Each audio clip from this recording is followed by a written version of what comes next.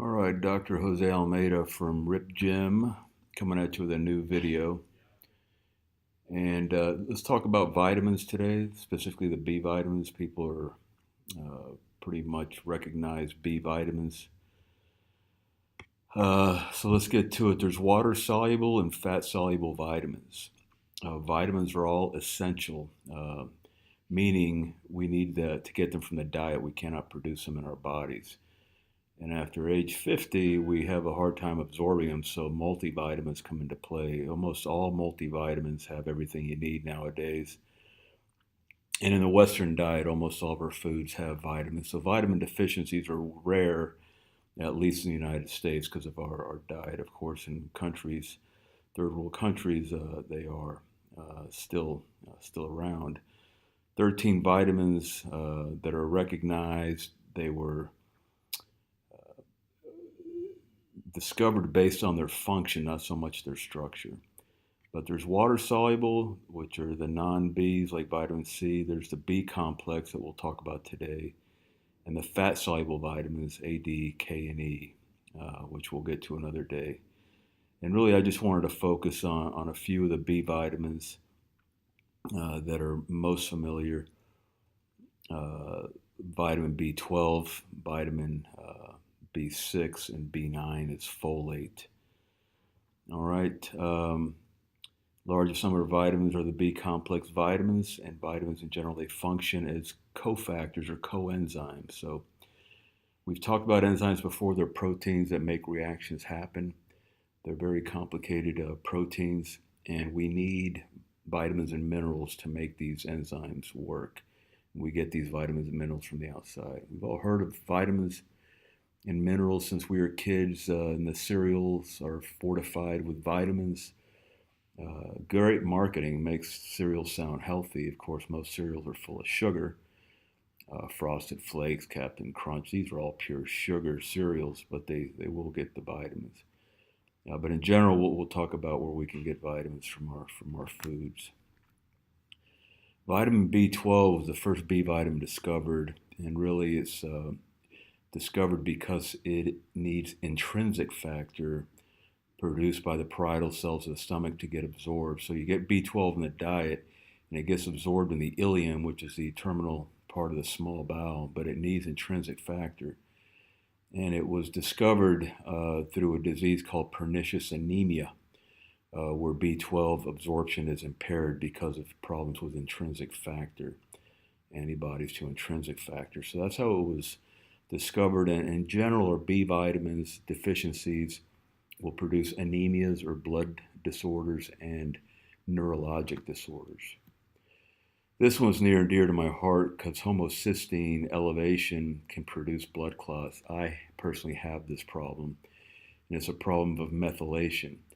So B12 and B9 or folate are necessary for the production of cysteine, which is an amino acid, a sulfur-containing amino acid for proteins. But if homocysteine is not being converted to cysteine, it will build up in the bloodstream. And when it does that, it becomes poisonous. There's a very common deficiency called MTHFR. It's a genetic deficiency, methyl tetrahydrofolate reductase deficiency, that will produce high levels of homocysteine. This basically leads to endothelial cell injury and blood clots. So similar to what we talked about last time with atherosclerotic disease, how sugars can injure the endothelial lining, as can low-density lipoproteins or LDLs. High levels of homocysteine can also injure the endothelial cell lining of a blood vessel and cause blood clots. So we replace homocysteine. When homocysteine is high, we give vitamin B12 and folate as our supplements to drive these reactions to produce more methionine and thus proteins to bring homocysteine down. So that's a common one, and just shows you how B vitamins are used as cofactors in enzymes, and without them, the enzymes don't function properly.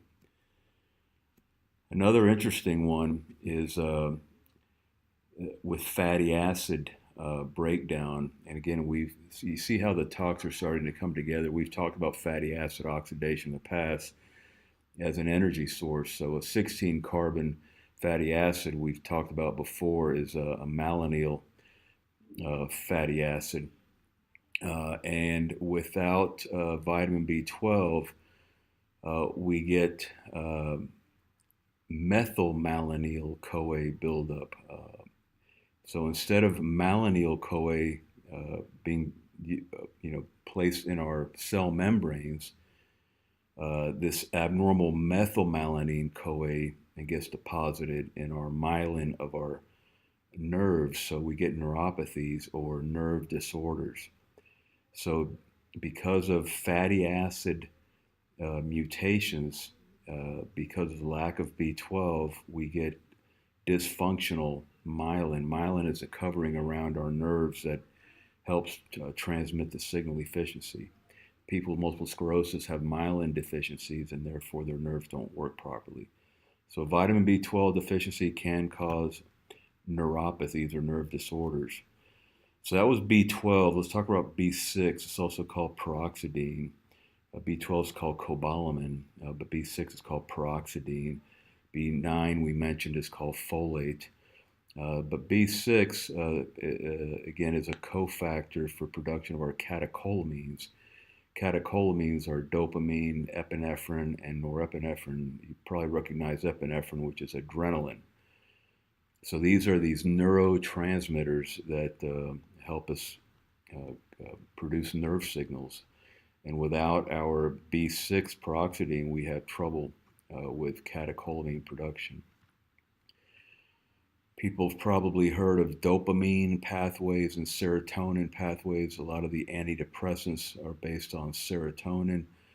But all I want to point out here is with a B6 deficiency, our dopamine pathways and serotonin pathways are impaired, and the result are mood disorders or neurologic disorders, so such as mood, memory, processing. All these get affected with vitamin deficiencies. So more of a summary table: vitamin B6 again is peroxidine, B9 folic acid, B12 cobalamin.